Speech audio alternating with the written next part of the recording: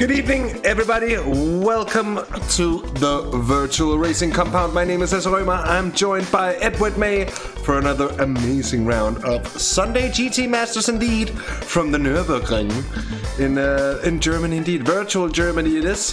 Virtual racing, but of the very best sorts. And we're in for another 45 minutes of compact action here tonight. I think it's going to be a hot one. Mr. May, you've joined me yet again for another good one. How are you feeling?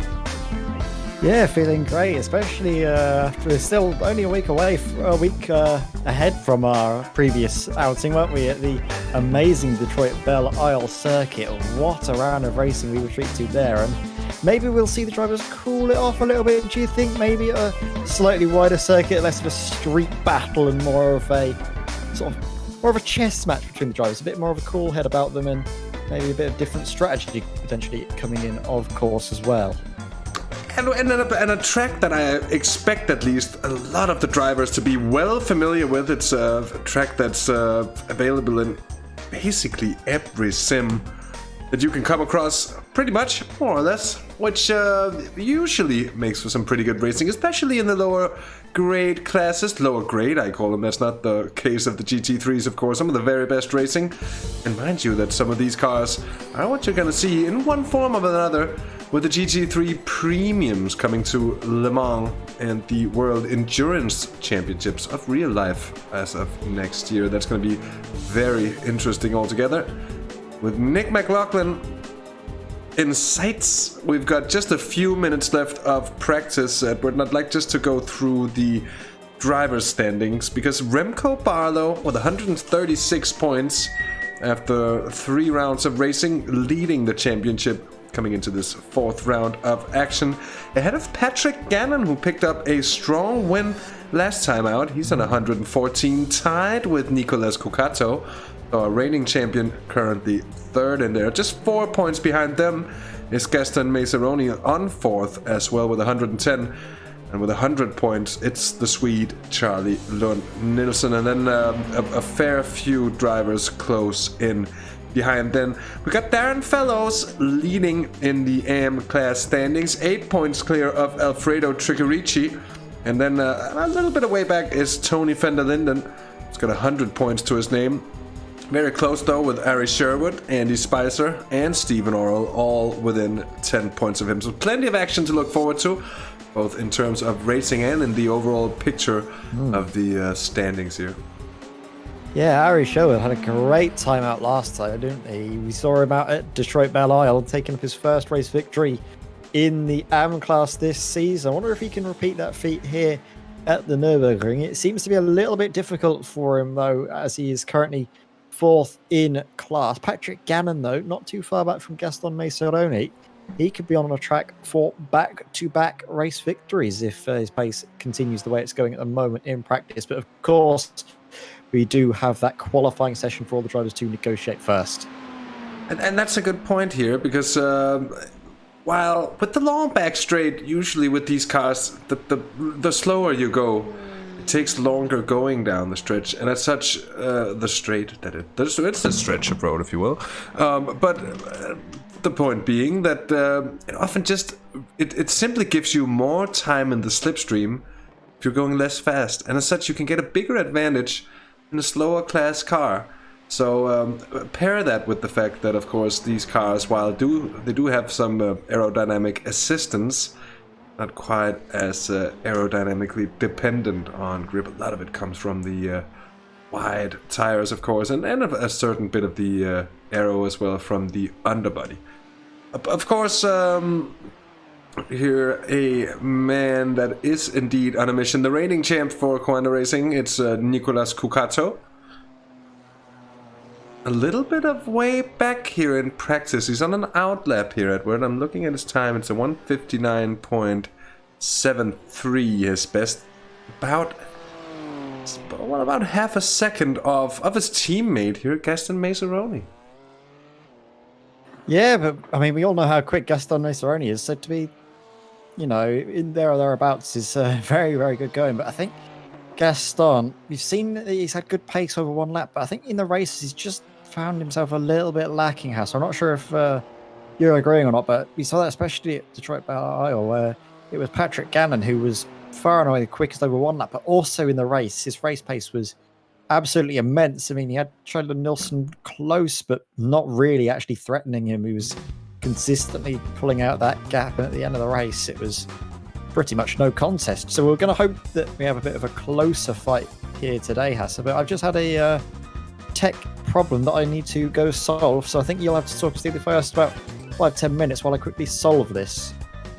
Edward May will be back as quickly as possible. We have the cars heading out for their out laps here. Of course, it's a flow of cars trying to get out, and the battle for track position does get real indeed. We'll see just how heavy it gets for the drivers out there today. Just a look at the weather. And track conditions are cool indeed here. Morning time in Germany, and a track temp of 18 degrees. Struggling to see iRacing go any colder than that. At least it's been like that for a long time. So cool track, and letting drivers be relatively aggressive here on their tires. I don't usually see drivers really struggling to heat up the tires, at least not in the long run. Of course, it does take a lap or two to get them into the optimal window, at least when talking race pace.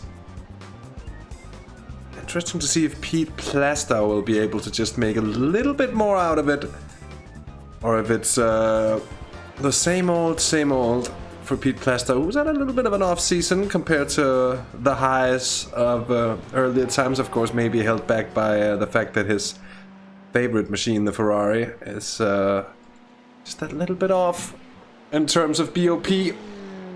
That dreaded balance of performance.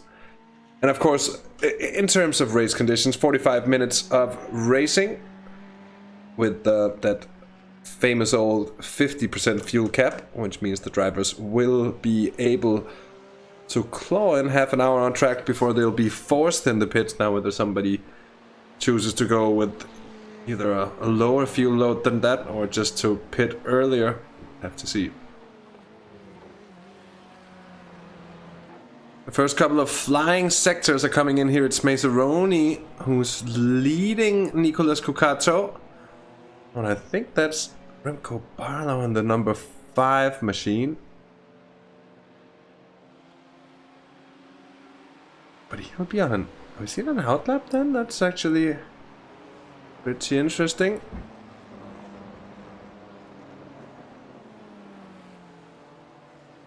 Times are coming through, by the way, here. Charlie Lund Nielsen has been on a very fast lap with no one in front of him. Oh, as he just dips it onto the gravel there, though. That might have cost him a little bit. Dips it into the Schumacher S. No, that's not the Schumacher S, of course. This is the Goodyear curve, as it's called nowadays, I think. This one, of course, the famous Schumacher S's, and a place on the track where you can really make or break a lap. And this right-hander as well. A test of patience. Really getting on the power too early is gonna hurt you just as well as getting in too quickly. Charlie Lund Nielsen still looking good with the times here. The times have come in for, no, they haven't even, for Maseroni, etc. So Lund Nielsen, I think, is actually going to be one of the first drivers to actually cross the line. And there it is, a 152.06, quicker than Remco Barlow by 0.2 of a second. I was just following him around basically there. Nick McLaughlin, though, takes a chop out of that with a 151.68. And of course, the times will come flying in here. We'll get the best times up. You can see what kind of... sorry, Hasse. Edward Mays joined us I'm there. in. Here we go. I've come back. I seem to have fixed the tech issue for now. Hopefully it won't be coming back up again. Just At the scary moment, the PC just goes to a black screen and the fan suddenly starts spooling up. It's a little bit terrifying, but luckily it all seems to be under control now. Just a quick restart. But I'm coming back in, seeing the times coming through. I mean, Nick McLaughlin with a very good opening lap, but I feel that we're going to see quicker and quicker times now as Gaston Maceroni is second fastest, splitting Nick McLaughlin and Patrick Gannon. I have to say, though, that is a very good opening statement from Nick there. It's very surprising to see already he's up to a flying start. And actually, drivers opting for only one flying lap before they come into the pits. Patrick Gannon, he set a time, and now you can see he's currently on an out lap. So the drivers seem to feel that the tyres might be only good for one lap around here. But with the tire... Oh, Cucato taking a little bit too much grass there on the outside of the corner entrance. Just about managed to keep it out of the wall, though, but that's an attempt in the bin for him. Here is it's Martin de Jong with a car that clearly states a word synonymous with the bum, the behind part. There on the side, brilliant indeed. Angry Sheep Sims, for those that should be in doubt of what that acronym stands for. Brilliant indeed in his BMW. It's no longer just the all-black BMW of Martin de Jong. We'll see just how he goes today. You would probably be hoping for a bit more in qualifying here at least. Alfredo Trigarici is fine qualifying, nice to him. He's almost a second clear so far of second in AM, which is Darren Fellows. Yeah, very good lap this from Alfredo Trigarici. It seems to be he's a very hot and cold driver. Sometimes some circuits really work for him, others not so much. And you saw last time out, Detroit Belle maybe wasn't a circuit that he found too much favour with, whereas here a much different, pretty much a completely different circuit to Detroit Belle Isle here at the Nurrburgring GP circuit. Seems to be one that he's really at home with and getting to grips with. As you can see, Nick McLaughlin, Gaston Maceroni on out laps, but Patrick Gannon and I believe Charlie Lund-Nielsen on flying laps. And Patrick Gannon has just gone purple through the first sector here, Hasse. Could be a very good effort from the American driver who's trying to get back-to-back pole positions. Personal best through sector 2 as well for Patrick Gannon, but is he coming under a bit of pressure? And actually, is he... I thought last time out we saw him in the BMW, so I'm not sure if he's signed up in the wrong car or not. For some reason, it's not actually showing me the right pictures, because for some reason I'm following Chris Roberts, but it says Patrick Gannon in my bottom left, so I might need to do a quick refresh of my overlay here, Hasse. This is Patrick Gannon, and this is his BMW, or it should be at least. So I think it's on the SDK side of things. Here we go. Might be coming through now. Yes, here we go. Thank you very much, Hasse. Everything was working fine, then got reset when I had to do my tech refresh, but that was a very good line there through the chicane. The wet style chicane, the very quick one. And let's see, on the exit as well, using all of the runoff, you can be a little bit cheeky through there, but it does punish you if you go a little bit too far beyond the bounds of the circuit, but it's an effort that's very, very good, very strong indeed. Only just quicker than Nick McLaughlin, but again, you can see the drivers opting for one flying lap and then deciding the tyres, they won't have enough in the tank for a second lap, or at least a second quicker lap. So they opt to come in while they can. Charlie Lund-Nielsen here through the final corner. He's very aggressive. He's actually got the fastest first sector of anybody, but slightly slower than before in the fourth. Coming around the final corner, what's it going to be for Charlie Lund-Nielsen? Is it going to be pole position? Is it going to be front row? No, it won't be either of those. He's going to stay fourth fastest, even with improvement to his time. And that's maybe a bit of a surprise to Charlie. I mean, he's been going well in practice here, so although the second start row, of course, a lot of stuff can happen, and it's a track that's also known for being a little bit difficult to handle through the first sector.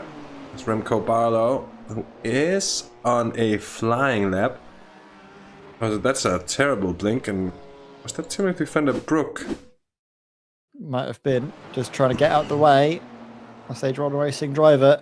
I think pretty much blinking out and then just going straight on into the wall. I think that was more out of avoidance of getting in the way of someone rather than an actual failure potentially, even though there was that little blink in and out. Well, he went wide. He picked up an incident point for that. So much is quite certain, I think. Patrick Gannon in the pit, still here at Wood with 5 minutes to go of the session. He will want to be out here, of course. To try and time it with his final lap, of course, and that's it's a bit of an art form, isn't it? Just being there at the right time to cross the line, just with a few seconds left. Yeah, it's all about figuring out what's the optimal outlap, because you don't go full throttle across your outlap. You kind of coast at about. You don't go higher than around about 200 kilometers an hour. That's sort of the limit that a lot of drivers operate on, and even less so in the corners. You probably stick it as slow as you can go without losing heat in the tyres. You need to keep them in a certain optimum window by not taking too much out of them. Don't scrub them. Go at about this pace that you can see Charlie doing now. I think that should set him in good stead for a very fast flying, maybe final, maybe second to last attempt here. Matthew Forrest, though, on a flyer. You can see now through the very tight hairpin, opting for sort of an earlier apex. Either one can work. It's all about settling the car, trying to get the best exit, though, as you come up through this. The Schumacher S's using all the curb on the inside, pretty much go flat out. As close to flat as you can. Some cars are a little bit more unstable, but on quali trim, easy flat. Again, trying to take as much of the inside curve through there. The camber does help you out a lot as well.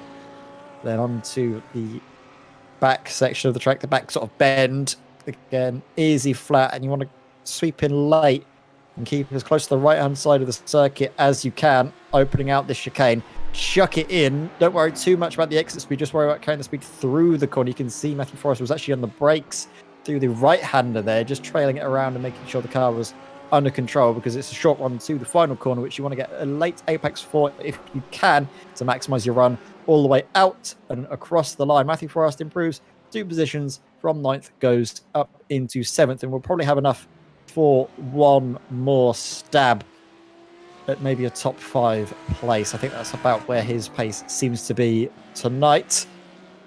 Charlie Nilsson, again, carrying on actually. He did set a flying lap last time out. As you know, this is going to be his flying lap now. He was on an outlap before, my mistake. So now we're going to see what the Swede can do here, Hasse. And again, carrying a lot of speed into the corner. It's all like carrying the speed into them because of the amount of camber here. Does really help sort of hook the car in. A little bit wide there. I'm not sure if that's going to be a 1X or not. I think he might have just gotten away with it. Yeah, I think he will have gotten away with that just about. I don't think the mid of the car was all the way across the line, but that will be... that's gonna be one. Yeah, that's going to be one for sure. And you wonder if he's just going to carry on here to the best of his abilities. And then do another lap now from to come into the pits. Yeah, exactly. So if he has the fuel... If he has the fuel for it, could go for another lap. I think that would have been a... He's backed off now. You can see he's just not quite attacking the corners at the same level, shifting early as well, not maximising the exits. He's more like coasting through now. Needs to probably go a little bit slower to get that heat back down from the tyres and get it into that optimum window again, because you do take a lot out of them from push laps. There's a clear difference from the tyres from the first lap to the second. So Charlie's going to probably struggle to challenge for the front row here, as he's going to really open up that final corner and go for that final charge for pole position. Nick McLaughlin, we can see already out on the circuit as well, trying to push for a fast lap. Not seeing anything lighting up in terms of sector times for the Canadian driver. It's personal best, but a 10th down on the optimal lap, which was actually set by Charlie Nilsson that first sector. It's a 35.1 for Patrick McLaughlin. It's a 35.05 for Lund Nilsson. Here we go, though. This is the man that everyone's going to be watching. See if he can retain pole position. He's not got a lot of advantage here. Less than half a second, around about less than half of a tenth of a second, rather. And this man, Nick McLaughlin, not really setting the timing sheets alight. No, he hasn't really managed to improve upon his best lap time over this final one, and yet he's only clear by and it's about Habitant Gaston Maceroni on an absolute flyer here, and he goes on to professional pole by a 10.5, plus the loosey bits at the end as well. Extra pressure here put onto Patrick Gannon then. Yeah, he was forced a little bit tight there. He wasn't able to really open out the right hand from that left-right section, and that might hamper him all the way down into that final hairpin. You can see there Patrick McLaughlin, or Nick McLaughlin, mixing the two together. Nick McLaughlin coming into the pits. Charlie Nilsson on one final flying attempt, and he's so quick in that first sector as Charlie, even with old tyres. He set the fastest first sector of anybody. Middle sector has lost a lot of time, but the final sectors seem to be his personal bests. Through the final one now, he needs to have a really good effort to get himself onto the front row to see if he can get ahead of Gaston Maceroni. You're going to see now as he comes across the line, what is it going to be for the Swede? It is second at the moment. He's managed to get ahead of Patrick Gannon, who found himself in first as he started this final flying lap. Now finds himself down in third. Needs to try and work hard. Look at that, maximising the entry into the chicane. Very good carrying of the speed. But he knows it's not going to be enough. Somewhere around that lap there was a mistake, and he's having to come into the pits. That is it. Gaston Maceroni sees himself starting on pole position. Alfredo Chicarici will find himself in 13th, maybe even a little higher, but I'm not seeing any personal bests on the timing sheets for the Argentine here. But it is still Coanda Racing, pole position in the race, and also currently the fastest AM driver as well. Alfredo Chicarici and Gaston Maceroni doing the business. Yes, indeed, and with that we'll have a bit of grid to show you in a moment's time. Gaston Maceroni there with pole position time ahead of Charlie Nilsson, Patrick Gannon, and Nick McLaughlin. And an AM was indeed Alfredo Chicarici ahead of the championship leader, Darren Fellows. And by a margin of about half a second. So if Alfredo can kind of produce a race pace on that sort of level, he'll be on a good level indeed. It's Coanda Racing on pole position ahead of Charlie Nilsson, the independent driver, with Patrick Gannon for RPM Racing third and Nick McLaughlin for the Virtual Racing Compound in fourth. Remco Barlow, the championship leaders, in fifth place ahead of Martin de Jong, Matthew Terry, and then another Matthew, that is Matthew Forrest, of course, with the reigning champ Nicolas Cucato in ninth ahead of Pete Plastow, Ivo van der Linden, and James Foster making out the sixth row of cars on the grid. Further down we find Alfredo Chicarici, the AM-class pole sitter ahead of Darren Fellows. Then Chris Roberts and Matt Sisler, Baron Glover with Matt Maddox for BDM Racing, and then Tony van der Linden with Aries Sherwood there on row 10. The Lobster indeed is 21st ahead of Chris Pio and Timothy van der Broek for Stage 1 Racing, the 71 car who will be starting from the pit lane. With that said, it's not going to be many seconds before we get the cars rolling, and just a short formation, quarter of a lap or so, and then we'll have the green. Tell you what, Hasse, there is a very exciting battle that's going to emerge in that midfield between Alfredo Chicarici and Darren Fellows. Those two drivers that are pretty much the protagonists of the championship, both of them very quick. Darren Fellows, of course, with his early season pace, and then Alfredo Chicarici just with his consistency as well, and his pace around this circuit as well, should be lining us up for a brilliant AM class fight. Seeing them both lining up in 13th place and 14th place respectively. Here we go, we're getting the green light. The pace car is going to start rolling very shortly, and then it's going to be in the hands of Gaston Maceroni that will lead them down into that first hairpin bend. And it's a very tricky place to be starting on pole position because of that long run into the first corner and the opportunities it can create for drivers in behind. Very true indeed, and the entire first sector there, where this, it's easy to get a sort of run on the car ahead, but at the same time I think it's also very, very easy to get it wrong, and often the best way is sort of the half cautious way, at least, where you don't take any huge risks. The safety cars peeled off into the pit lane, and that means it is now the race leader Gaston Maceroni who leads them on to the start-finish straight for the green flag to drop, and everyone's off and well off, and there's already coming a move. I think that's Remco Barlow there on the inside. That is on Nick McLaughlin, but we can see now Charlie Nilsson up the outside rather as Patrick Gannon looks to make a move. Can he get up into second place? The BMW's forced wide though through turn 2, and there's contact there. That's Nick McLaughlin onto the grass. There might have been a coming together potentially with Remco Barlow there as Nicolas Cucato has had a really flying start, already up 4 positions in the first couple of corners. But there's also another moment there as Matt Sizzler has a bit of a moment himself. Let's have a look here with Nick McLaughlin. Does he just have a bit of contact, or does he just overcook it? He overcooks it all by himself. No contact whatsoever. Cold tyres not helping the balance of that Ferrari whatsoever.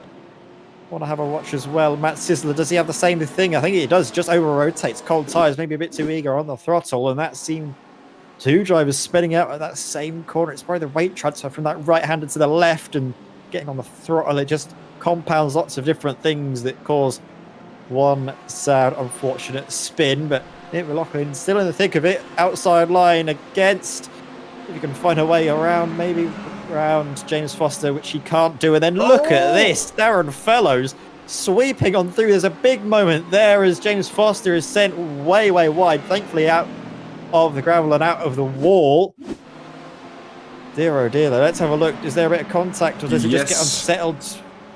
Oh, there's a bit of contact there, and he takes a massive hit at the wall there, I'm afraid, Edward. I thought he got away with it because I just saw that car came back undamaged. I think he probably has gotten away with that. Very luckily, no damage visible on his Ferrari. I think he took a hit there to the suspension, and I'm not quite sure if it's the case there, but he does. Yeah, he's certainly making move there, James Foster. Let's go on board, see if... no, steering wheel seems to be relatively straight. There is a bit of a bump there, but I think he got away with that very, very handily. I have to say as well, Hasse, that is a stunning lap from Gaston Maceroni to start the race. He's on a full tank of fuel and he's setting a qualifying level time. That is a ridiculous level of pace already out of the blocks from the Argentine. We've had an issue here though for the AM class leader, who's no more the AM class leader, because Alfredo Tricarici losing it all by himself, I'm afraid. And he's lost. He had a big mouth at the start of the race. Talking about his consistency. And oh dear, Hasse, that is a mistake that you do not want to make, especially early on in the race. Yeah, it's going to cost him a bucket load of track position here. Chris Roberts has had an issue as well. Oh, just touches the grass on corner entry, and that forces a rotation for his Audi. Meanwhile, Pete Plastow close to Ivo van der Linde, and basically from Charlie Lund Nielsen all the way down through the field. They're relatively compacted here. Lund Nielsen has no way been able to drop Patrick Gannon, and that's pretty interesting because Gannon is biding his time here. Seems to be. I mean, look at the speed that Lund Nielsen is able to carry because of the sort of lack of dirty air. He's got clear space up ahead of him. I'm sure he would like there to be a car close in front of him because that means he's more in the fight for the race lead. But Gaston has built that gap to pretty much 2 seconds in the space of 2 laps. A electric turn of pace by the Argentine. Patrick Gannon there looking and just filling the rearview mirror of Charlie into the braking zone of turn 1. For the moment, like you say, I think biding his time a little bit and waiting to see where Charlie's struggling and where the opportunities could arise. Matthew Terry flying a little bit under the radar, but still a very good P8 for him. As now Matt Maddox, BDM Racing driver, looking to the inside for a second there on James Foster, who's had a pretty action-packed start to the race, it's fair to say. Let's have a look at James Foster. Actually, look at this lunge though from Foster. Oh, it's late. It's great. Wasn't fought too hard, was it, by Matt Maddox? They had plenty of space. But yet though, Maddox tries to fight him back. coming out of it, so, or at least so it looks. He could have gone for the move up the inside, but I think he just lifts out, realizes that there's a pro class driver ahead, and decides not to rock the boat too much, especially when Darren Fellows, his BDM Racing teammate, is currently leading the AM class. So it is an AM class 1-2 for BDM Racing. Patrick Gannon, though, were on board with the winner last time out at Belle Isle. Currently on track for a podium, but we know that he wants more, and to do exactly that, he'll need to get ahead of Charlie sooner rather than later. Again, the run in that BMW, the top end is there. He's going to be able to challenge, you'd imagine, into turn 1 if he gets a good run through the final corner. But you can see the Audi through the chicane there so much quicker on the direction change in the middle of the chicane, whereas the BMW just doesn't want to hook up. At least for Patrick Gannon there, it might be a setup thing. Gaston Maceroni still 4/10 quicker than Charlie Lund-Nielsen on that last lap around. So a pretty decent advantage for the Argentine out ahead. You can look as well, just from the attitude of that Audi, it seems a little bit more tended towards oversteer, which is a little bit quicker, but also it does obviously cause a little bit of scrubbing of the tyre, and that might affect him later on the race. But we saw that as well from Patrick Gannon as he was turning into that left-hander, a little bit of a washout. So we're starting to see drivers find their first few moments of tyre performance drop-off, and that might need to see a change in approach there as we go on board with Pete Plasdow. Hooking up nicely that right-hander. He's going to have a good exit, but as he's part of the slipstream train, it's going to be very difficult to find a way past Ivo van der Linden, coming into the braking zone for the hairpin, and you can see there backing up again with a nice late exit. He's going to have a run throughout the Schumacher S's, but on the corners where the BMW seems to struggle, it doesn't seem to be a way through in terms of actually other cars taking advantage of it. Seeing that Patrick Gannon isn't really able to take advantage because he's quick pretty much everywhere, that you can't really set up for an Oki for taking a move either. Through that final corner, he'll get a good run here though. Oh, what a run. He has to have the run now, Pete Plastow, if he just times it correctly coming out of the corner. Oh, he sort of gets locked out of it, doesn't he? Very late on the brakes there, the BMW. Well held by Ovo, being thrown offline into that chicane at such a high speed is a recipe for disaster, so he did well there to hang on. All too many times I've seen drivers, when they get pinned to the inside, making mistakes throughout high-speed corners, but thankfully Ovo is a very smart driver and knows how to handle himself. You can see that he's able to hang on for P9 at the moment. Charlie Nielsen keeping that gap now at a sensible level, is actually able to take out around about 0.4 of a second from Gaston Maceroni. So Gaston had a very quick turn of pace at the start of the race, and now I think he's taken a bit of life, a bit of performance out of his tyres perhaps, and is trying to work with that gap. But Charlie Nielsen, maybe with a slightly different setup, is going for a different approach to this race, and one that could be seeming to work, as he's now brought that gap down to 1.7 of a second. Yeah, a little bit wide from Patrick Gannon, but that's just down to the BMW. It likes the understeer, and it's how you set up the car to be nice and stable through the corners, especially on the corner exit. You don't get the sort of twitchiness that you can with the Audi, but the flip side is that Audi pulls away really well for the first sort of 10 or so meters, and that can have a big knock-on effect. A lot of stop-start sections that we sometimes have here at the Nurrburgring. Yeah, indeed, that's true. Still watching the battle here between Ivo van der Linden, Pete Plastow, and Nick McLaughlin. McLaughlin, who had that spin, he was very well off at the early parts of the race, but finding himself with a bit of a fight back to do here. Martin de Jong stretching his legs out in front of Matthew Forrest, now who has Matthew Terry for company, so it's on to be the best of the Matthews. And currently it's Forrest ahead of Terry, Van der Linden, Plastow, and as I mentioned before, Nick McLaughlin, then James Foster. Darren Fellows has taken over the AM class lead, of course, from Alfredo Tricarici after he had his incident. Darren Fellows We just keep it running. He'll be in a good place. Here comes Trickereachy, though. Was that on Aries Sherwood? Aries Sherwood. Yeah, indeed. Yes, you're right. And I mean, these were two drivers that we saw were actually in the fight for the AM class victory last time out at Belle Isle. Aries Sherwood getting the better of Trickereachy through the strategy and also just through the lack of mistakes that we saw from the American. And again, it's a measured drive there. I think opting to not fight too hard with Alfredo at this early stage of the race and more thinking about the final 5 minutes as we've got a great little side-by-side ding-dong battle as Pete Plas now going to be able to find a way around. No, not quite. And that's Ivo van der Linden still able to hang on barely by the tips of his fingers. Let's have a look at the replay. Looking for a move up the inside through the left-hander. But then that left-hander quickly turns into a right-hander. And great respect for racing, giving each other just enough space on the exit. It was Ivo that was able to hang on. But now it's going to be two virtual racing drivers. Oh, what happened? A bit of a squabble here. And something's gone on with Martin de Jong. He went, I think, a little bit too greedy on the throttle. Oh, that's very well caught. But it's cost him dearly in terms of both time and track position. And now he's under some heavy pressure from his compatriot, from Ivo van der Linden. And seems to be struggling a little bit, Martin de Jong, which is sad to see because he's a really quick pedaler. He's usually very consistent, but I think the past couple of rounds haven't really been going his way. A little bit squirrely there on the exit, and that's going to open up the door.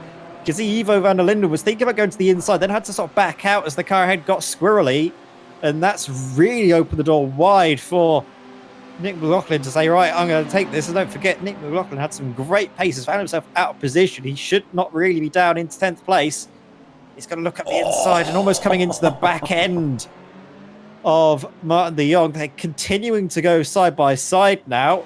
Sweeping his way around the outside. He's going to be one left-hander, then the other. If he can still be up there through the next bit where they go towards the right-hander, I think Nick McLaughlin might just have this position, but a little bit of touring car door banging there. Says hello. Says goodbye. And that's not what we wanted to see. It's all ended in tears for McLaughlin. After that little bit of a helping hand, it seemed. That was a brilliant, brilliant bit of racing until it wasn't anymore, and it all went to tears in the end, I'm afraid. Look at that slight touch. Then he comes across on van der Linden, and there's nothing Ivo van der Linden could have done about that. I'm not too sure if I like that rejoin by Ivo van der Linden. We'll have another look at the replay if we can, but I think he just sort of moved across the circuit a little bit and into the path. I don't think that... Yeah, that's true. He does move a little bit too far to the right, and I think comes across the path of Nick McLaughlin. Nick McLaughlin was just going straight, mind his own business, and unfortunately been taken out of the equation. I said there was a good bit of touring car door banging, and well, I think that was even a bit too far for touring cars, unfortunately, and maybe the stewards might be busy after that, but I'll tell you what, it was a great fight up until that point, wasn't it? Excellent stuff. But Martin de Jong, I think we're seeing him get up to pace again finally. He had a little bit of a wobble mid-race, and now he's starting to be a little bit more measured. That car a little bit settled down, which is good to see, is settling down up at the front. They certainly are. Charlie Nilsson under still considerable pressure from Patrick Gannon, but all the while he's reeling in Gaston Macerati. That gap now 1.4 seconds in the lead, so he's coming down, and I think we're going to get into the stage where the slipstream is really going to help out Charlie into the fight for first.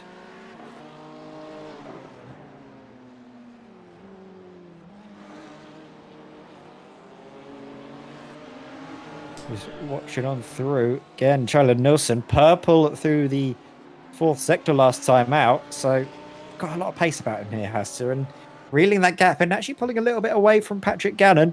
Gaston's just responded though with the fastest sector 2 of anybody. Charlie Nilsson is best to respond to that with his own personal best sector 2. Talking about half a tenth difference this between first from second across all of these little sectors that we have here. It's a bit like a boxing match going tit for tat right now as we watch Alfredo Trickereachy having a great fight in behind him. That's Baron Glover around the outside. He's trying to fight back if he can. Potentially Matt Sizzler in the Apex Tech BMW. Will love the livery, I have to say, as well.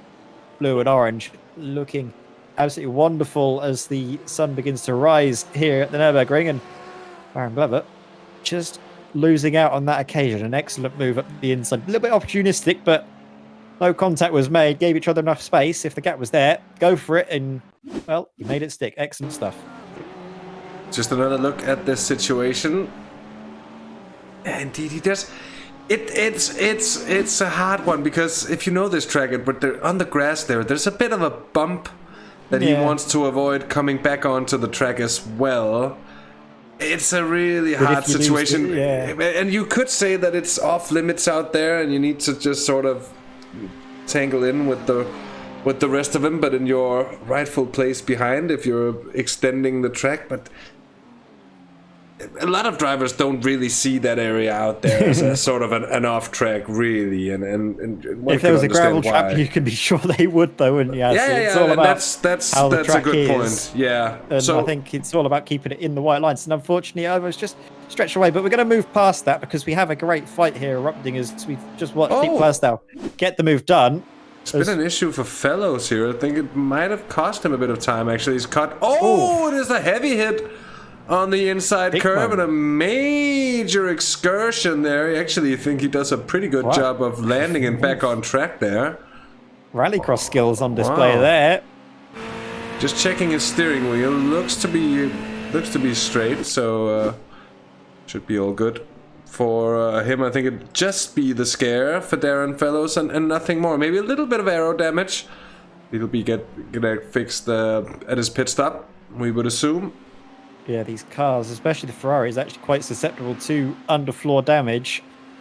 To where this car has had, especially because it's the Evo variant, there's been a lot of focus put into the car with the underfloor aerodynamics, the performance that they're able to get from that element of the car, which is why it looks so similar to the previous version. They haven't really done much to the sides of what you can see, but all of that work has been done by the engineers at Ferrari to get that GT3 car to its sort of next evolution. And that's going to really start to hamper his lap times, I think, because of that huge whack that he had under the curves. But Matthew Forrest, big old battle this with Matthew Terry, that is in behind. The JWR Racing driver. It says JWR Racing, but I'm not sure if that is actually a team he is racing for. It's supposed to be Mad and Black. We'll have that fixed in a get that fixed up for him. Matthew Terry, though, I have to say I do like that BMW. I keep saying it every time, but I love the look of it. I know it's a bit of a chalk and sort of a bit of a topic of Marmite. You either love it or you hate it, but for me, I love it. And it comes up almost every single time you see it. But for me, it's I loved it when I saw it. It's started to grow on me even more. Oh yeah. I'm not sure about you, Hasse. I'm not sure if you're a fan. Oh yeah, I wasn't really paying attention because I was fixing details in the background. But my apologies. Indeed. There we go. Nice. I'll say though, sad to see that we don't have any Lamborghinis out on track, because that car looks beautiful, and we've got some beautiful racing action here. Matt Maddox trying to hang it around the outside of Chris Roberts, but Chris easily getting that move done on the inside, but needs to cover off the move if he can, which he doesn't. Matt Maddox, he's finding every little bit of space he can, but late on the brakes, swinging his way around the outside. Chris Roberts, excellent defending, gave him space, but then decided, you know what, I'm going to use the camber of this hairpin as, oh dear, there's contact in the background. Baron Glover put around by Timothy van der Broek. Oh dear, let's have a look there, and it's just coming together on the exit. And yeah, I can't see that any other way than it was just Timothy misjudging the speed that we were seeing the car Baron Glover try to carry on the exit. Just a misjudgment, nothing malicious at all, but these things happen, unfortunately, when drivers are racing just ever so close. Still the closest fight on track at the moment with Matt Maddox and Chris Roberts, who has a major moment, and that's going to cost him the place for sure. Yeah. As Maddox squeezes on through on the inside. He's got a good exit. Might be able to hang it around because he had such a amount of momentum carried through, didn't he? Got the very wide entry into the final corner, which allowed him to carry that extra speed. And look, dodging to the right, dodging to the left. He's going to be brave to go all the way around the outside. As in behind, a little dive up the inside there from Matt Sizzler on Alfredo Tricarici. afraid I win a battle there. As for a moment, I thought there was going to be contact into turn 2 as the lines were starting to cross from the outside to the inside, but they managed to keep themselves in one piece. Excellent ding-dong battle, though, and you have to say this battle is the closest on circuit. But there's another one with Matthew Forrest just ahead of Matthew Terry. We saw that one a little while earlier. Coming back to it, it's still Forrest from Terry in the battle of the mats. Up ahead, though, Gaston Maceroni has seen his advantage from what was pretty much 2.5 seconds at one stage after the first 3 laps. It's now been brought way, way down to only 1 second.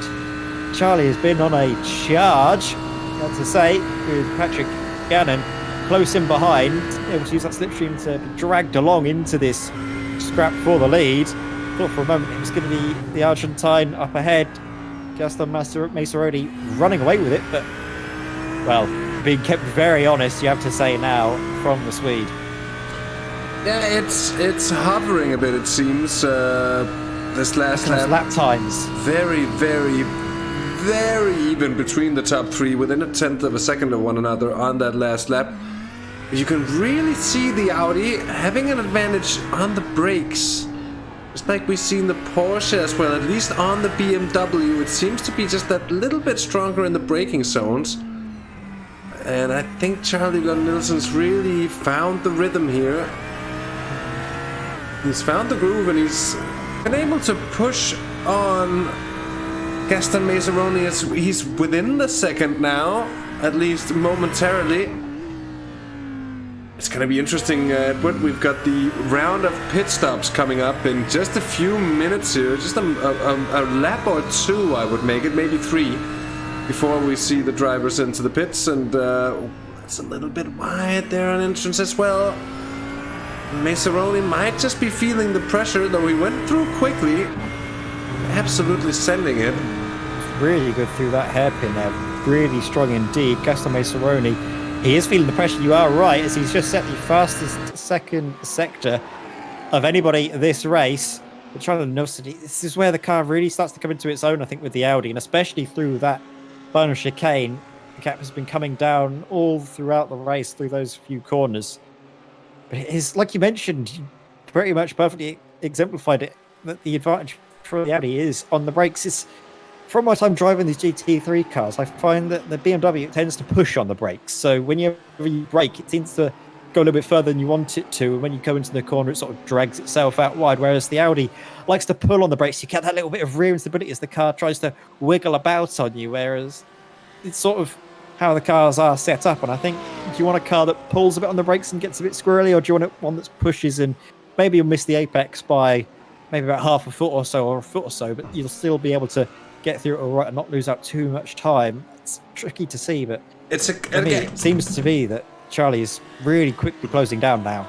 It's a question of the weight balance of the car as well, and the Audi being able to utilize the rear end of the car with more weight back there for more of the braking action, and of course that frees the front end to be a bit lighter, of course, while you're braking, but also to a certain degree frees the front tires to do a little bit more steering. And if you're a driver that really masters the art of trail braking, of course all of these GT3s really need trail braking, but it's in sort of different ways. I'd say the BMW, for instance, isn't going to go in many places in the corners if you don't trail brake properly. But the Audi needs just that slight touch to get the rotation. If you fine-tune the technique, you can really take advantage.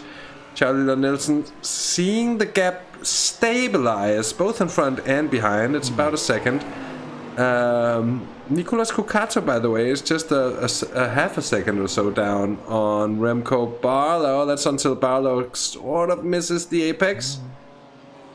Kind of get away with it there, like you say, because of the cambers of this circuit. If you miss the apex, it isn't a death sentence. It's all about the momentum, especially through that left-hander after the Schumacher S's. You've got to carry it through. You can use a bit of the runoff as well. As long as you get way over to the left-hand side.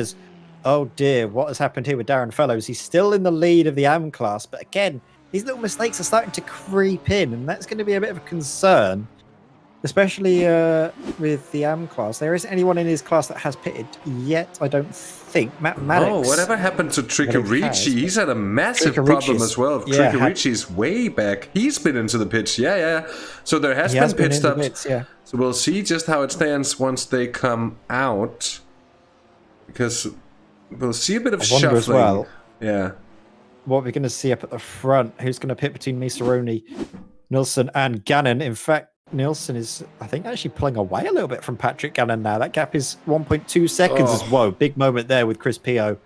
So with two other cars involved, that looks to be the Porsche of, I think that's Rob the Lobster himself, and Ferrari, I'm not sure. That might have been James Foster, who's already James been in the Foster. wars. Yeah, that was James Foster. Just having an evening to forget, unfortunately. Not even through his own fault, but he's just been caught up in all of these incidents and accidents, and sometimes you just don't have any luck whatsoever. It's just not your day, and that's sadly the case for James Foster. 25 minutes on the clock here from the Nurrburgring on the Sunday GT Masters, and into the final 20 minutes of racing, and we'll see the pit stop round, which is actually happening as we speak, but really takes shape within the next few minutes here, we expect, and it might turn a few things upside down here. Gaston Mesarone has been pulling out the advantage just ever so slightly. We're talking about tenths here, but it could all matter in the end. We have seen Charlie Lund Nielsen be fairly quick on the pit stops. So this round of pit stops is going to present something that's going to be, they're coming in quite a bit closer than we've seen for a few races now, and we could see a reshuffling of the top three running order here in Pro. In AM, Darren Fellows, well, we'll see how he's standing after these pit stops, because Aries Sherwood is a good 12.5 seconds behind on track. That's even with the issues, but Matt Maddox at 46 seconds, a pit lane time of 42. I don't really see that happening. I think Matt Maddox, he might, I don't know. I mean, Matt Maddox has been pretty consistent, and we haven't seen any mistakes from him that we have from Darren Fellows. It might be actually fairly close, because this is a long pit lane, and because the cars are going by so fast, obviously down the start-finish straight, you lose. There's a big delta difference in terms of sort of what you gain and what you lose from a pit stop. It's why so many times when you come here for endurance races, you need to minimize the amount of pit stops you make if you can, save and not have a splash and dash at the end. Similar to Spa, of course, with the delta through the pits being so huge, especially with the endurance version of Spa, where you go through the source. It's a very long pit lane. Yeah, that's probably the longest pit lane in existence. There's a big number of pit slots too. There are slots. What a sim racing thing to call it. Garages, should we call it? Regardless, it's still the battle of the Maddies, and it's Matthew Forrest now still leading Matthew Terry. Those two have been intertwined in a battle for a long time indeed. Alfredo Tricarici is on the tail of Matthew Maddox here, so that's pretty interesting. They've both had their pit stops. Of course, Tricarici's had some issues in the race, but Maddox ahead. And that effectively, I think, will put Matthew Maddox in second. Looks like it might do. I mean, we'll see about this good old scrap. Matt Maddox goes so deep. You can see his car's just pushing a little bit too hard into the corners. If he slows it down a bit more for the apex, maybe gets that trail braking down to a T, he'll be all right. Can't afford any mistakes there, as all the way around the outside. He's going to now get the inside line. Oh no, he doesn't. He backs out of it. I thought he was going to properly go for it on the inside, but I guess Matt Maddox didn't really leave him much room, only a car's width, and said, you can go for it if you want, but if you run wide, there will be an accident. And gotta say, Alfredo Tricarici did the smart thing, backed way out of that one, but it was good, determined, defensive driving there from Matt Maddox. He's struggling so much as Matt now. You can see the tyres aren't what they were. I'm not sure what it must be with the setup, but he is struggling a lot there on corner exits. As into the pits, Darren Fellows comes from the lead of the AM class. Aries Sherwood follows him in. Up ahead, Gaston Mesaroni, half a second difference to Charlie Lund Nielsen, who had an absolutely flying last lap. The fastest lap of the race so far. Fastest lap by a fair margin. By a margin as well. He took out 0.4 of a second. And Patrick razzing it round. And Patrick Gannon is closing the gap as well, so it's all coming together at the lead of things here. And we're just about on the 30-minute marker. All of these guys have been extending. Nobody's been willing to sort of throw themselves into the traffic behind because they know that gaps aren't that big, so they will be fighting for... Well, they will be having unnecessary squabbles, you could say that, I think. But expecting them to come in on this lap, for sure. Maybe not this. I think it depends. Oh, here they come. Tend to go a little bit longer. They all come in, all sort of nose to tail. Here we go. Watching now. This is a bit of a battle into the pit lane. They need to be close on the limiter as well, not to get into the back of one another. Oh, that looked a little bit close there from contact, as you just saw. A bit of a face of action almost there as Patrick Gannon going to the inside. This is a proper pit lane battle now. I want to watch this when we see him in the boxes to see who's got the quickest pit crew. Look at this. Oh, pushing it very late, and there was a little bit of contact, but of course the drivers do have a fast repair. So it shouldn't be the end of the world. I want to watch now though, Hasse, if we can, to the battle in the pit lane. You can see them all. Who's going to get going first? Patrick Gannon at the back, Charlie Nilsson in the middle, and actually that's a quick stop there from Gaston Maceroni. Charlie Nilsson gets going, as does Patrick Gannon. They continue on in the order they were before the pit stop, of course, with cars up ahead of them, those being, well, the only one, Nicolas Cucato, who, again, very good on the fuel, able to extend that. Not sure if that'll help him too much in terms of the race that he's fighting for, but of course it will help for the future endurance rounds that we will be having in this championship, because I believe as we've got a couple more still to come, the ones that we saw at Monza. Yeah, indeed. We've got a single more endurance round in about an hour and a half, but still with the same fuel cap of 50%, so we'll see a few stops there. Pretty interesting last time out. I suspect it will be so again next time we get to that. Another interesting one for Gaston Maceroni there is pit time was a second shorter than Charlie Nilsson. So either he's gone out there now on a mission to save the fuel in order to make it last all the way, or he's been saving before, and that's maybe why Charlie Nilsson was able to sort of creep in on a car that maybe had the potential to go even quicker. Here comes Nicolas Cucato into the pits. And he will be out around and about Matthew Forrest and Martin de Jong. I think Pete Plastow, maybe Nick McLaughlin. They're relatively close, all of these four drivers. So we'll see just where the reigning champ...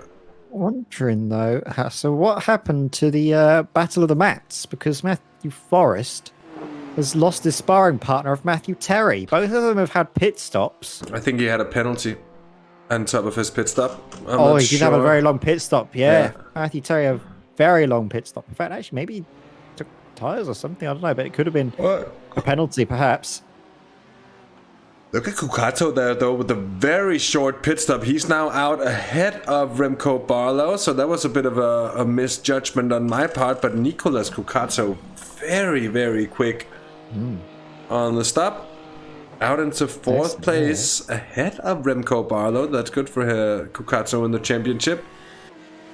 And then Martin de Jong's trying to close in now. He's finding his car, finding the rhythm again here for the final 10 minutes of the race. But he's closing in on Matthew Forrest. He's been gaining, maybe so a bit on the pit stop as well. Actually, the other way around. We'll see just how that goes. Watching as well, Gaston Maceroni, he's trying to pull away from Charlie Nilsson. Charlie, who pulled about 2/10 back the gap from Gaston Maceroni to himself, and then that gap has been extended by sort of a tenth of a second as Gaston Maceroni does the fastest second sector. The third sector, though, they're pretty much even. Just about. Actually, it's already a little bit quicker. They are really starting to scrap out, and you can tell that the cars have, even though they got full tanks of fuel, or sort of fuller tanks of fuel, they're still setting personal best sectors, which shows the track definitely is evolving. And also the fact is the heat's been able to come out of the tyres, and they've been able to settle themselves down as Martin de Jong, well, the angry sheep Sims, it's more a ram as he absolutely barges into the back end, doesn't he, of Matthew Forrest. That puts him very slow on the exit. Then should be taken by Pete Plastow.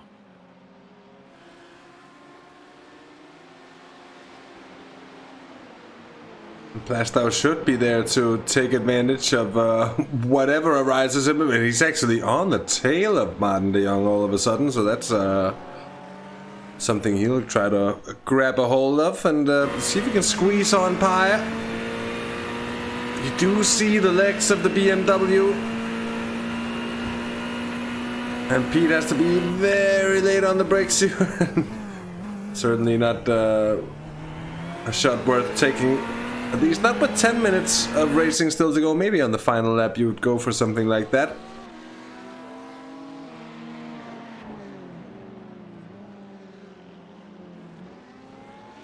Just watching the battle up ahead. Charlie Nilsson, fastest lap of the race so far yet again. Gaston Maceroni, though, with his own personal best. Patrick Andrew with his own personal best. This is a great scrap for the lead. But even better, this battle with Pete Plastow trying to find a way through on Martin de Jong, which he can't do. All the while, Martin de Jong, we've seen him closing the gap down to Matthew Forrest, and he's continuing to do so. How we said, the bit of a ram from the Angry Sheep Sims driver, but thankfully there was not a one that had consequences on their positions or on the state of the cars. They all got through that relatively unscathed, which is good to see, of course. Pete Plastow, though, gotta say, he's looking pretty quick in behind this BMW. Not sure if he's able to find a way past, though.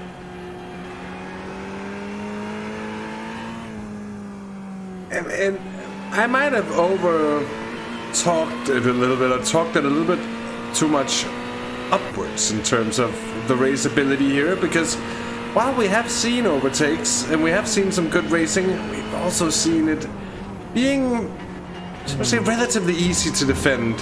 At least compared to other tracks, but that's of course sometimes final corner. Oh yeah.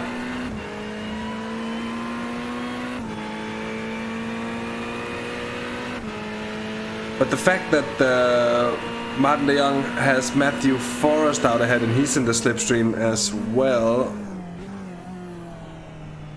it's just making it that more difficult for Pete Plastow really to get the advantage on Martin de Jong, it seems.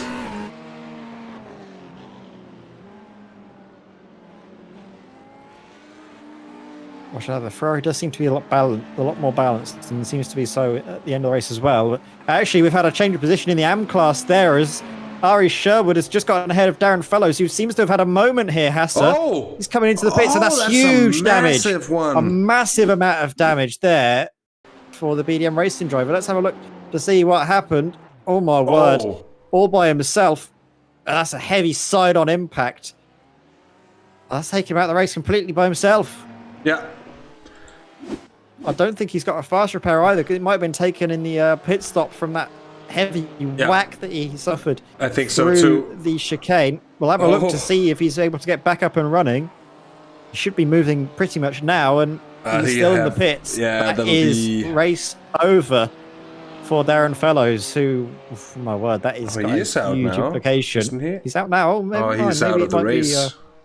Out, as in out of the race, not out of the pit. So yeah, that is his race over and done with, and we might be seeing back-to-back victories here for Aries Sherwood. He's got Alfredo Chiccarici in behind him, though, so it's going to be a tough ask. You know how racy Alfredo is. The amount of pace he has is, oh my dear, it's not been a good evening for Timothy van der Broek, unfortunately.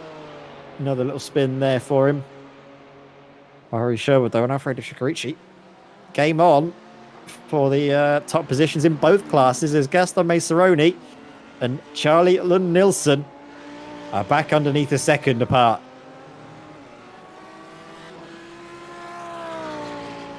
Yeah, 0.2 of a second gain on the last lap for Lund Nilsson. And just... Is it going to be enough here with 6 minutes of racing left, Edward? One thing is closing the gap, but it's quite another getting past. Of course, it doesn't. I think it could change it. Actually, has to. Sorry to cut across you there. I think something's happened to Timothy. He's in the pits now all of a sudden. Yeah, he's jumped to the pits. Well, following the incident from from what we saw before. He's overheated the tires. Maybe it goes zigzag on him and he touches the wall, and I think he just might have been calling it a day from that one. Fair enough. If you're out by yourself and you're not really in a close battle with someone, it's the same. Easy to have the frustration creep in. It's unfortunate, but I'll tell you what, I've been in the same position and made that same decision numerous times. It's all about just thinking, would you really enjoy yourself? And if you're not going to enjoy yourself, then, you know, it's your evening. You can do what you want with it. And I do not blame Timothy at all in the slightest. Moving on, though, Aries Sherwood under huge pressure now. Alfredo Tricarici only a couple of tenths of a second back, and is going to have to make his BMW the widest BMW. It's already pretty wide, bless her heart, but I mean, I'll tell you what, she's a big beast. Needs to use all of that width and girth to keep him behind. It's two big boys having to pass one another there. Indeed. This trio certainly getting closer and closer. Oh, there's a nudge from Pete Plastow towards Martin de Jong there. The slightest of nudges, but a nudge nonetheless. And look at the gap here between Maseroni. Lon Nilsson is on his tail. He's absolutely flying. He's closing the gap. Has the tires gone for Maseroni? What causes the gap to just dwindle so quickly? I think it's more just the pace of Charlie more than anything else. He's setting his fastest times at the moment, and I don't think Gaston really has an answer. I mean, Gaston's doing similar lap times to Patrick Gannon. I just think Charlie Nilsson has come alive rather than anything happening to Gaston Maseroni, and that's got to be a concern because Charlie Nilsson, fastest first sector, personal best second sector, purple third sector. He is absolutely flying here, Hasse, and again with a nice exit out of the right-hander onto this back sort of curve of the circuit. He's got to be really up behind him and looking to find if he can make a move. I mean, this is the chicane where the Audi is so strong. Chris Pio needs to get out the way rather sharpish because you can see the leaders are starting to battle, starting to scrap. And now Charlie needs a good exit. Might be close enough to put a diving move up the inside into the first corner, but I think the BMW is just nicely balanced, poised through that final corner, which makes it a struggle for Charlie to find a way through. He looks to the inside, faking him out, keeping his car there just to put the pressure, put the scare potentially up Gaston Maseroni. It is October, but we don't want any spooks today, lads. We want it to be nice and calm out there. But Charlie is really finding it difficult to find a way past, but using all of the circuit to maybe force Gaston into a mistake. Yeah, we'll see. Gaston Maseroni. Oh, Pete Plastow fighting here with Martin de Jong as well, side by side. I think Plastow, will he keep that around the outside? Yes, he will. Oh, that's brave, and he's touched. And de Jong's round. Oh dear, but de Jong got out of shape into that left hand and I think ran a little bit too wide. I think Pete Plastow left him space, to be fair, but it's so difficult when you have been going side by side for so long and you've been forced offline into the braking zone. It is so easy to make a little mistake like that. Headlight flash coming through there for Gaston Maseroni. I'd say Chris Pio needs to not really get involved in this if he can. Stay wide and let them through. Does the best that he can do. Gaston won't be too pleased with that, though, because it still allowed Charlie Nilsson to close it right back down yet again. But as long as Gaston has a mistake-free final lap, he should be all right, because we are coming now, Hasse, on to the final lap. The white flag will greet these drivers, and it's got to be now or never for Charlie Nilsson. Maximise the run through. You can see how wide he is into that final corner. Needs to pick up the throttle, which he does. This is it, Hasse, for the lead. The white flag will wave. Battle on. Oh, it's edge of the seat stuff, isn't it, now for Maseroni and Charlie Nilsson. Nilsson gets shown the outside here, and he's late on the brakes, and he's passed! What a move there on the brakes alone, really showing the Audi so much stronger on the braking, and he takes the lead. He's got one lap to do, but you got to think maybe Gaston Maseroni can find somewhere on the track where he can use that grunt of the BMW. We haven't seen the Audi lead a lap yet. We don't know how much of a difference it's going to make. Brilliant move, though, from Charlie Lund-Nielsen. We'll have a look back at it at the next opportunity. Nick McLaughlin's entered the pit lane along with Martin de Jong, so you wonder if they've both underfueled. Maybe Masaroni's underfueled as well. He's trying to keep with, of course, Charlie Lund-Nielsen, but Charlie is looking very quick at the moment. He's not allowing Gaston to close up enough to really challenge him through this final sector, this final half of the lap. All the while, Aries Sherwood under considerable pressure himself from Alfredo Tricarici. But with 6/10 as they make their way down the start and finish straight, it's difficult to imagine the Argentine making a diving move. But here we go. Gaston Masaroni, they're trying to find a way through on Charlie Lund-Nielsen. Charlie, he's going to have to use all of his grunt and determination to stay ahead with a good exit. It might be enough. I can't find or imagine Gaston being able to challenge into that final chicane, but he's got to run. That straight line speed of the BMW is going for it, going to the right, going to the left, but he's not going to be able to outbrake him into this fast, sweeping chicane, and now into the last corner. It'll have to be desperate if Gaston is going to go for it, which he can't do. So we see as they round their way through the final corner, Charlie Lund-Nielsen, take a bow, take your first race victory of the season as well, for good measure. What a drive there from the Swede, left it late. Gaston Masaroni led pretty much every single lap, apart from the one that counted. He finishes in second place, and Patrick Gannon, he was waiting in the wings if there was a calamity for those front two. There wasn't. He settles for third place. And dear oh dear, Martin de Jong, I think frustration is starting to seep in now, as that's yet another mistake from the Angry Sheep Sims driver. Not the race he was hoping for on his debut in the new colours. But Aries Sherwood, 2 on the bounce, it will seem, for the Apex Tech Community Racing driver. And what a drive it was. Wasn't on pole in his class, wasn't even in second place. But again, his consistency, like we mentioned, the ability to measure the race perfectly, has seen him come through with yet another race victory. Has it? Oh my word, what a dive up the inside from Alfredo Tricarici. I almost spoke too soon.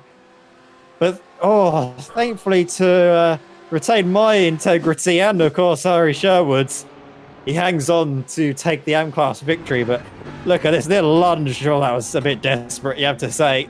And I think Alfredo realised that he didn't want to make the move done with contact, and I think conceded that position. Very good stuff. But what a race, Hasse. What a performance from this man. Oh, you can always run out of superlatives for that drive, but that was amazing. Here's the move yet again.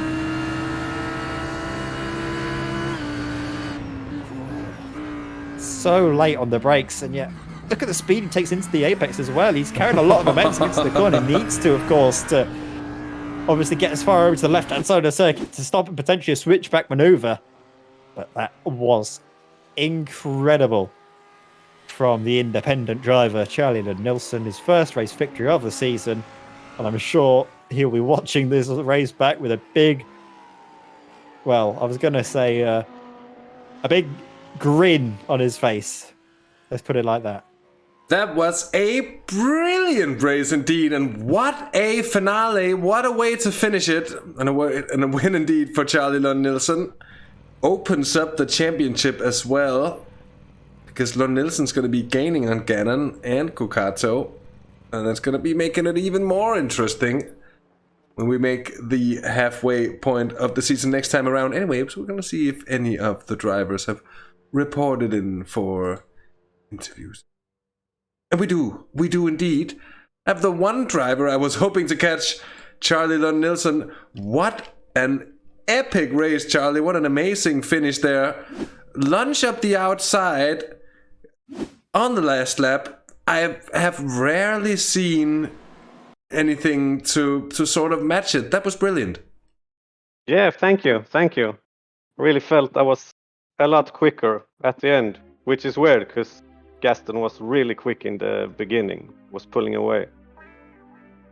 And it looked like he had a bit of a quicker pit stop to try and fend you off. Did it look like he was having to maybe save a bit of fuel to make sure he could reach the checkered flag? I thought so. but he seemed to be at full pace at the last lap, so it shouldn't have been crazy. But I don't know. Your first win here in the series, Charlie, it must feel great, and it certainly also opens up the overall standings for you. You weren't poorly placed coming into this race. This certainly puts you in a great place indeed coming into the halfway point of the season here. Yeah, feels great to get the first win. I really didn't think it would come at this track, but feels great that it did. And yeah, I think I got the fastest lap as well, so that's probably the best I could have hoped for. Sadly, it was Patrick Gannon at the end. He did a 52.06. Yours was a 52.09. It was so close, but a huge credit to you, Charlie. That was an amazing drive. That move at the end took some guts all the way around the outside. And I mean, you're certainly living up to your goals that you talked to us at the start of the season, having fun with some fellow sim racers. Well, that's got to be a lot of fun, wasn't it? This was a lot of fun, and I mean, Patrick was so close behind all race. He dropped back a bit at the pit stop. He had a slower pit stop than me and Gaston, but yeah, it was certainly full focus the whole race. And it was epic, and the last lap overtake was obviously the crown jewel of the race. Well, of course, we are actually approaching as well the pretty much close to the halfway point of the season. After the next round in 2 weeks' time, we will be at the halfway point. And I mean, to get your first race victory at the 4th round, that's got to be a big step to one of your other goals, to win the championship in your first season. That's got to be good news for you, surely. Oh yeah, definitely good news. I think we have done my worst. I mean, the first 2 tracks, the Audi was really bad. I mean, no chance at either of the tracks on pace. But I hope it'll be closer to the BMW at the rest of the tracks. Well, you say about the rest of the tracks. I mean, the next round is Fuji, and then a week after that we go to Bathurst. How do you feel that the Audi is going to fare, and you yourself are going to fare at those tracks? Are those ones that you've got confidence in, or maybe not so much? I know Fuji is recently added, so a lot of drivers won't have too much practice in it. I've only driven the GTEs on the Fuji, but that went fairly well. And whether the Audi is good or not, I think not. The BMW at Bathurst, I know, is the strongest car by far. But Fuji, I'm not so sure. Probably the BMW as well. It was quite strong, from what I can remember racing there recently. It was a very good car. But actually, the Audi is, from memory as well, actually very good around Fuji, especially because you need quite a lot of downforce at that sort of circuit. And similarly at Bathurst, I think you might still be on track for a good haul of points. I mean, you never know. Never say never. Yeah, definitely. I'm just making excuses, of course. That's all right. But before we head off, we've got other drivers we need to chat to. Of course, congratulations on your win. And before we say goodbye, is there anybody you'd like to dedicate this win to or shout out? Because the floor is now yours. Oh yeah, I dedicate this win to my mother, who was very mad the last time when I only shouted out my father. So this one goes out to my mom. And my girlfriend, of course, who's asleep. Oh, you got to preempt that, of course. Yeah, otherwise you'll have to dedicate the next one to your cat or your dog, I think, next time. Yeah, Congratulations, Charlie. Thank you. I'm not shouting out any more people now. Excellent stuff. Thank you very much, mate. Yeah, thank you. Brilliant stuff. That was Charlie Nilsson indeed. Yeah. And what a charming fella. Oh. We've got another winner, Edward, to talk to, and here is Aries Sherwood in the booth. Aries, let me just fling you on the camera. Back-to-back wins. You seem to be there to pounce whenever someone ahead makes a mistake. Though it was a great battle though ahead, or at the end of the race with Trigorici behind. But a pretty much faultless race on your part, and it seems to be what was needed to get the result today. Yeah, indeed. Didn't expect to be back in here today, given the practice pace and where I started the race. But yeah, like you said, it really just try and keep consistent laps, put consistent laps together, and hope that somebody goes off in front of me. I definitely benefited from some spins and things, Matt, my teammate Matt Sisler, helped me out at the back there. Was able to let him through, and then he was able to tie up Trickerici a bit, maybe wear his tires just a little bit more than usual. And then, I tried to use a similar pit strategy today as last week, and just try to run long and see if I can maybe get a little bit of clear air. But it definitely turned into a battle at the end. Alfredo was faster than me through most of the race, and I came out of the pits, I think maybe just a few seconds ahead of him. And it was all I could do to keep him back there. He went for a great move at the end. Just had a little bit of understeer, and I was able to get on the power just a little bit sooner. And pretty exciting though. And this is gonna put you right up there in the standings as well. And we spoke about it last time as well. But maybe a bit unexpected on your part to be up here, but really also showing that the consistency can indeed lead the way. Yeah, for sure. I mean, I think when I originally last spring was the first season I did this league, and I'm not like a super high iRating driver, but I'm generally relatively safe and consistent in terms of lap times. So I figured let's just try and be as safe and smooth as possible, and not do anything crazy. And I guess. It's paying off a little bit. I think we had a little bit smaller field these last couple of weeks as well with amateurs, but which is helping me too. But it's just trying to stay consistent, but definitely unexpected. Won't complain though. Well, I certainly get that. One thing I noticed today is we saw quite a lot of battling between the pro and AM drivers. And earlier days in the series, we've sort of seen a lot of situations where the battle hasn't really been fought on track because it was sort of a pro-am thing, and there wasn't really any points on the line or any real classifications. But what do you think is the cause that we all of a sudden see a bit more infighting between the classes and such? Yeah, it's interesting. I mean, there's definitely seems to be more of that, certainly in the middle of the field. I think, you've got a few guys that were promoted up from amateur to pro, and, maybe they're just on the cusp there, but showing that they've got some speed. I guess just guys putting in a little more practice. And, also I think this track is a little tricky. I mean, there's a lot of slow corners. I don't know that the practices were super full this week, so I think a lot of guys jumping in today with an hour to go and just going for it. So kind of interesting to see. There definitely are some midfield battles between amateur and pro. I don't think I'm going to be fighting too many pro battles these days, but not going to stop trying. Well, brilliant, Ari. Do we have any additional comments or questions from Ed May?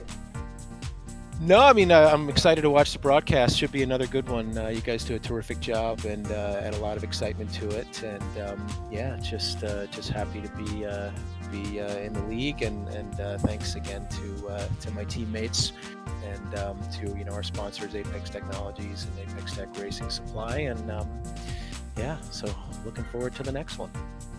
Well, thanks for joining us, Ari. It was brilliant indeed. Congratulations on the win, and I hope to get a good chance to talk to you soon after one of these next races. Hope so. Thanks, Hasse. Thanks, Ed. Take care. You too. That indeed was Aries Sherwood, and that will conclude the round of interviews today. There is no one else on the line to drag through what in Denmark we call skærsild, and I simply forgot that place where you go to be judged before either going to heaven or hell.